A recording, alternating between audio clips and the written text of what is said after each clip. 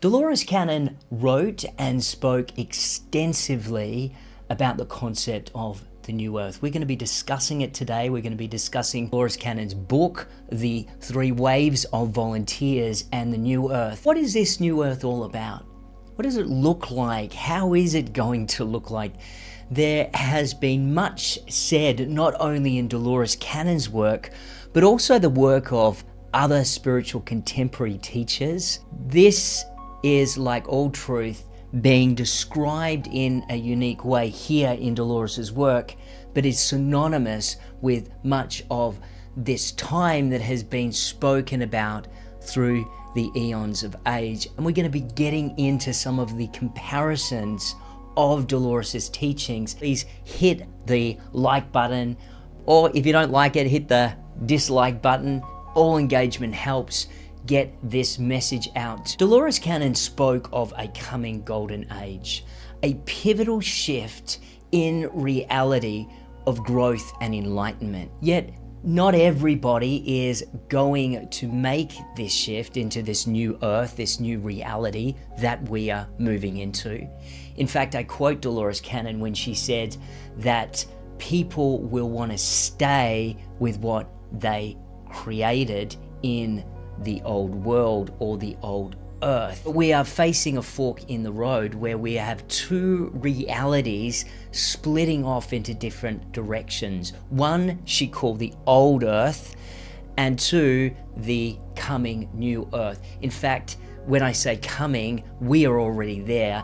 Dolores Cannon said the culmination point was reached at 2012, but it would be a slow progression into this new earth reality. John of Patmos in the Bible and the book of Revelations also shared and spoke about this pivotal shift in humanity's timeline, and I quote, "I see a new heaven and a new earth, for the first heaven and the first earth had passed away." But not only did John of Patmos and Dolores Cannon speak about this shift, we can see the same information, the same event being pointed to throughout many different ancient wisdom traditions, other spiritual texts, more modern contemporary works, and I want to make some of those comparisons with you today. So the first one I want to discuss is Zoroastrianism, the ancient Persian religion that speaks of a savior figure. Now, this could be interpreted as more than one figure,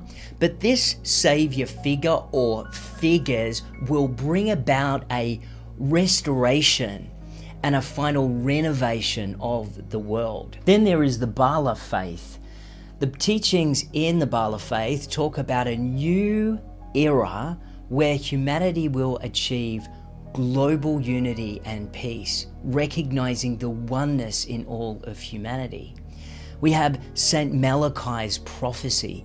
This medieval prophecy speaks of a line of popes leading to one final pope who will witness the destruction and the rebirth of the church. Way back to the ancient pyramid text, the ancient Egyptian texts allude at the cycles of death and rebirth, not just on an individual level, but for the entire cosmos. Next, in more modern times, the law of one, or the Ra material, talks about the idea from a shift of 3rd density to 4th density reality. This is the transition from our current state of consciousness, which is characterized by illusion, separateness, to a higher form of consciousness, of love and understanding. The Ra material also discusses the concept of service to others. To be harvested, it says, to 4th density, a soul must be orientated towards service of others. It goes on to say that we need to be at least 51% on the side of service to others to make this graduation or shift into the 4th density. Some great things to contemplate, isn't it, when we really understand that from Dolores Cannon's teachings and from the Law of One's teachings that we all are one. We're here on this earth school to hopefully graduate, right?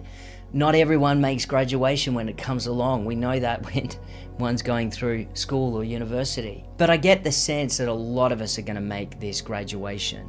The Course of Miracles, which is a more modern spiritual text, though it does not address it in terms of talking about the New Earth itself, it deals with two paradigms. One being that only love is real, that everything else, being fear, is just an illusion, a split of consciousness. Eckhart Tolle's work talks about this phenomenon as well. The main characteristics that is going to usher in the new earth is a unity consciousness, a remembrance, a recognition that beyond form, beyond what we call the physical, that we are one. Even now we see so much competitiveness, even amongst those that call us spiritual.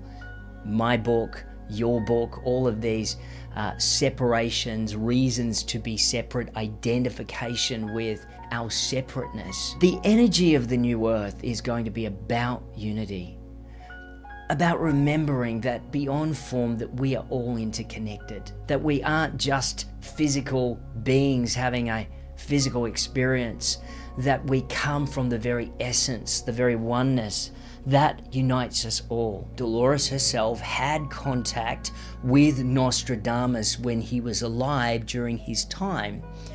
To go a little bit into how that worked, during a regression session, a QHHT session that Dolores was conducting, her client went back to a past life where she was working as an assistant for Nostradamus. She was able to have communication directly with Nostradamus, who said, "My quatrains are being misinterpreted," and he wanted to make sure that the integrity and the real truth behind his quatrains was being relayed in this time. When you understand that all time is not happening at the same time, what we perceive as past and present are concepts of the human mind, that as Dolores Cannon taught us, time is existing at the same time.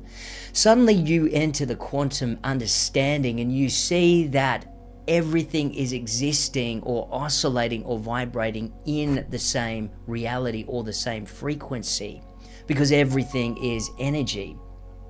When you understand that quantum view of reality, suddenly some of the concepts that you thought were impossible become well within the realm of possibility. And that is why I love the more convoluted subjects that are discussed in detail. So we've touched on a few ancient texts where this phenomenon of the new earth has been spoken about in different language, in different ways of articulation, different metaphors. But what does it mean for us today?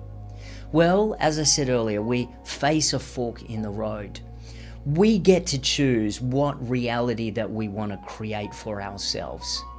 We can, and I quote Dolores again, can stay with what we have created in the old earth, or we can let go of the past. We can forgive those that are tying us down through karma, through attachment, and we can raise our vibration into a new frequency that is being birthed right now and is in the process of being birthed.